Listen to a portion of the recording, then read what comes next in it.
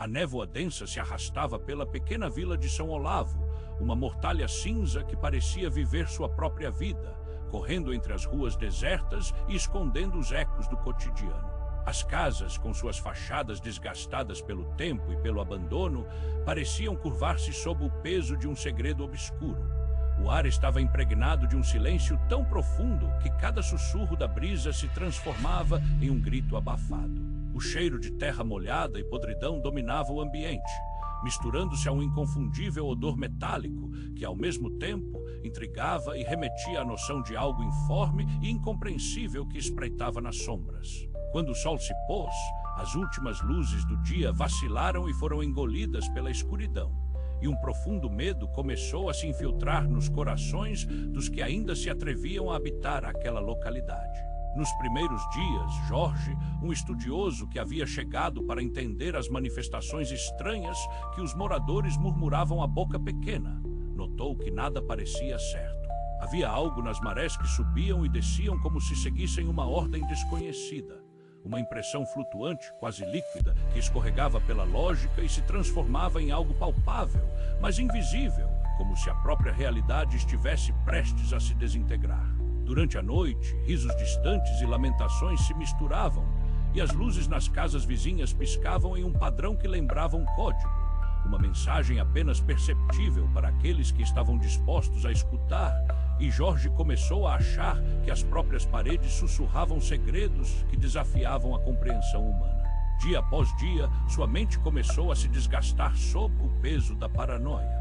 Ele se via emaranhado em teorias sobre cultos antigos e entidades além da compreensão, seus olhos se movendo nervosamente à procura de respostas em cada sombra. Ele registrava tudo em seu diário, mas as palavras pareciam descrever um vazio, um eco que retornava sem se materializar em sentido. Aqueles ao seu redor, os moradores que pareciam ter algo em comum, um olhar furtivo, um medo compartilhado, tornaram-se objetos de seu receio.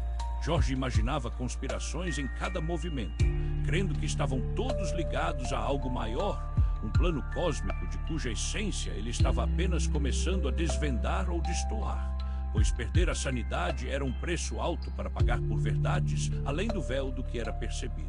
A culminância de sua inquietação o levou a um antigo templo tomado pelo musgo, um objeto de adoração que não se via há gerações.